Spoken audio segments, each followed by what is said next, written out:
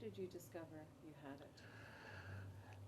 it? Well, actually, I had some issues with my throat, a chronic cough, some swelling and stuff. And for 2 years, the doctors just kept telling me, no, it's you just have an infection, and kept giving me antibiotics and stuff. And then one day I woke up and I couldn't breathe, and went to the specialist, and he said, "Oh, you have cancer." So at that point, I kind of went into high gear because I was quite late along. They'd missed it. For, When was this? this was March of last year that they actually admitted that I had cancer. And then we had to get it moving along quite quickly, which is a little frustrating because they don't move that quickly. The incredible thing was, I had a session that day after going to the doctor's office and him saying, yes, you have cancer. You have throat cancer, and then booking me a biopsy and all this stuff. I had a session to do, and I couldn't get anybody else to fill in for it. And it was a lady by the name of Catherine Nicholson, who's a lovely lady, and I couldn't cancel it. I don't like to do that. So I come and sit down and say, hi, Catherine. So what are we doing today? She said, well, we're doing a meditation on people with cancer.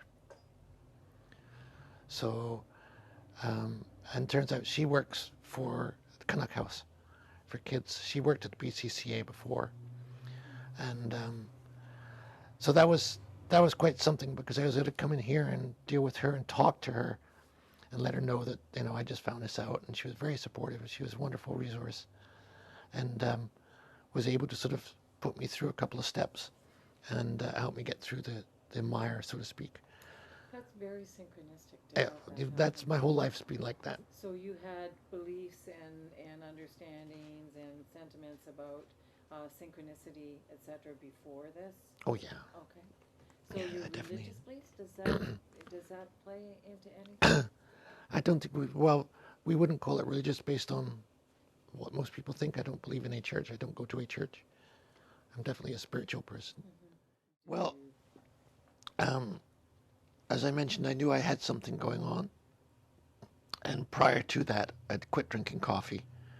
Um, my body just told me to, and I laid myself on a fairly decent diet, I thought. Um, and I've been to naturopaths quite a lot over the years, so I was keeping in touch with them. But they didn't twig on anything either. But no, I was basically just trying to live my life and stay busy, So which is you? what I do. Okay. In a way, it was almost like, thank God, at least now I know that there's something wrong because they couldn't find anything wrong before. And it was very frustrating because I was getting, and because it took so long. I believe it was 2 years that I had it before they diagnosed it. Um, it was a very gradual thing, so I didn't really notice it that much until I realized, I can't breathe, and then looked at my throat and realized what a mess I was. That my first reaction was almost a relief, and then of course fear. So my first meeting with them, they were actually quite reassuring, telling me that I had at least 6 months, probably a year to live. Um, BCCA said that? yes. What did your doctor say? Um, well, that was that. My medical doctor, you mean? Oh, yeah. No, no. My medical doctor kind of handed me off to them because I see. now I have cancer, Right. right? So they So they they're become the the they're the specialists. specialists. So he was my oncologist. Told me that unless I put myself in his hands, and then I'd be okay. So okay, let's get to that after six Yeah. months. What was going through for you at that point? I mean, you were a Oh, you family. have no idea. Yeah, I have at that time 10-year-old daughter. She was actually just turning 10 because I found this out like 3 days before her birthday, and yeah, and my business and you know mortgage, all those things. So it was a shock, and you just but it's kind of like being on the road. You deal with it. Whatever they throw at you, you kind of deal with it. So I had to look at all the options, and they were originally. Do you want me to carry on about the story about the cancer? They they were originally going to treat me with radiation and chemo. Um, and to the extent where they, and I have to say, when they found out how sick I was, they tried to highball it quite quickly.